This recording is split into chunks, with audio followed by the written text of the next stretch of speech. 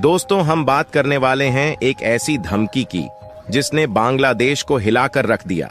भारत की एक चेतावनी ने बांग्लादेश को डराकर वो कदम उठाने पर मजबूर कर दिया जिसकी शायद किसी को उम्मीद नहीं थी। कुछ दिन पहले भारत ने बांग्लादेश को चेतावनी दी थी कि अगर उन्होंने अपनी पेंडिंग पेमेंट्स को नहीं चुकाया तो भारत सोवन गारंटी मैकेनिज्म का इस्तेमाल करेगा। अब ये सोवन गारंटी क्या है और क्यों इसने बांग्लादेश को डराया?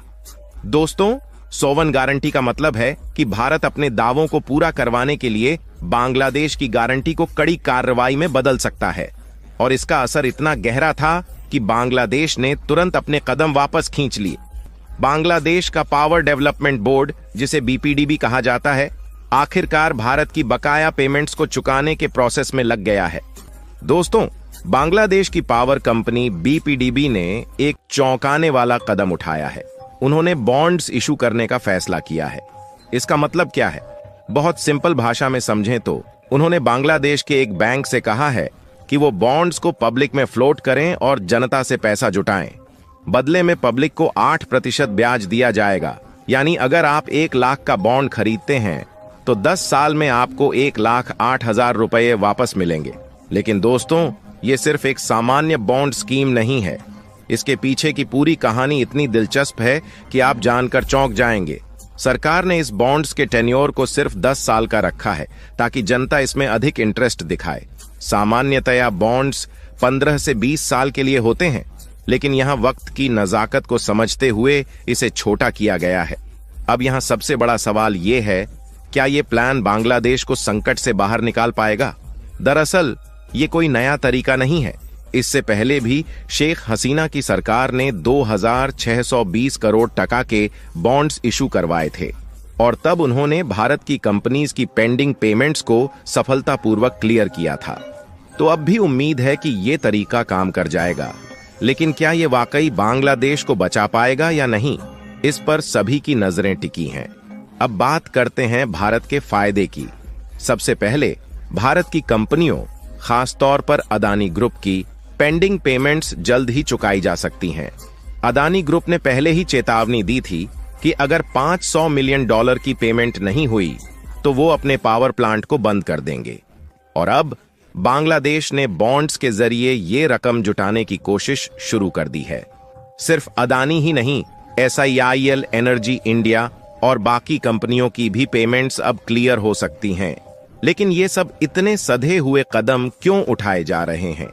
इसका कारण ये है कि पिछले महीने बांग्लादेश को भारत की ओर से लगातार चेतावनियां मिल रही थीं। पहले बैंक गारंटी की और फिर सोवन गारंटी की। जब बांग्लादेश को ये समझ आ गया कि भारत किसी भी हालत में अपनी रकम वापस लेकर रहेगा, तब जाकर उन्होंने इस बॉन्ड्स वाले रास्ते को अपनाया। और अदानी ग्रुप ने भी एक बड़ी चाल चली। उन्होंने बिहार के एक सब स्टेशन के साथ अपने गोड्डा पावर प्लांट को लिंक कर दिया था। इसका सीधा मतलब था कि अगर बांग्लादेश पेमेंट नहीं करेगा तो बिजली बांग्लादेश को नहीं भेजी जाएगी, बल्कि बिहार की तरफ डाइवर्ट कर दी जाएगी। अब एक और बड़ा सवाल, भारत को इसका और क्या फायदा होगा? दोस्तों, यहां बात सिर्फ पेंडिंग पेमेंट्स तक सीमित नहीं है। भारत ने बांग्लादेश को लगभग $5 बिलियन का लाइन ऑफ क्रेडिट भी दिया हुआ है, जिसे ब्याज समेत वापस मिलना जरूरी है। अगर वो पैसा डूब जाता है तो ये भारत के लिए एक बड़ा नुकसान साबित हो सकता है। क्या भारत को आगे और कड़े कदम उठाने पड़ेंगे या फिर बांग्लादेश इस संकट से पूरी तरह उबर जाएगा? देखिए, अभी तक की स्थिति से साफ है कि बांग्लादेश भारत की चेतावनियों को हल्के में नहीं ले सकता। भारत ने पहले बैंक गारंटी की धमकी दी थी, और जब बांग्लादेश ने इसे नजरअंदाज किया तब भारत ने सोवन गारंटी का तुरुप का पत्ता फेंक दिया। और जैसा कि हमने देखा, बांग्लादेश ने तुरंत प्रतिक्रिया दी।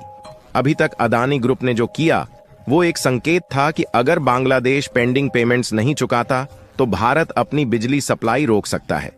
अगर बांग्लादेश ने आगे भी पेमेंट्स में देरी की तो ये कदम भारत के लिए अगला बड़ा हथियार बन सकता है। बिजली की कमी से बांग्लादेश के उद्योग और घरेलू उपयोगकर्ताओं पर सीधा असर पड़ेगा, और यह उन्हें और भी दबाव में ला सकता है।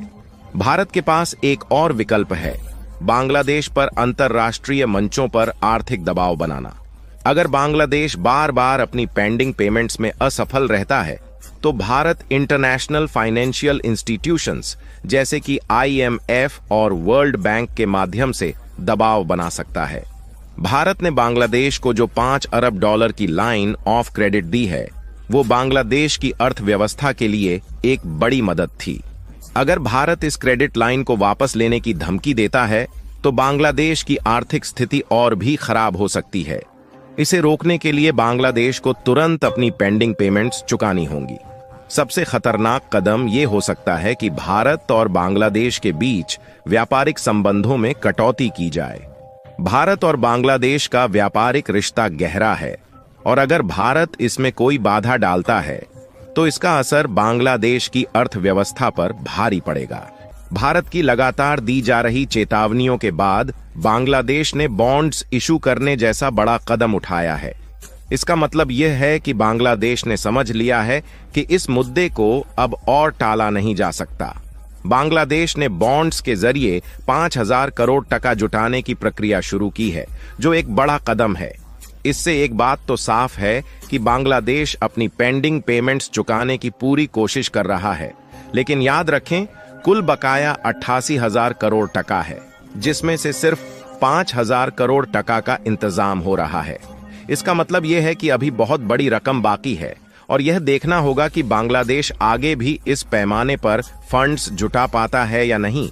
बांग्लादेश की आर्थिक स्थिति बहुत अच्छी नहीं है और उनका पावर सेक्टर भारी कर्ज के बोझ तले दबा हुआ है।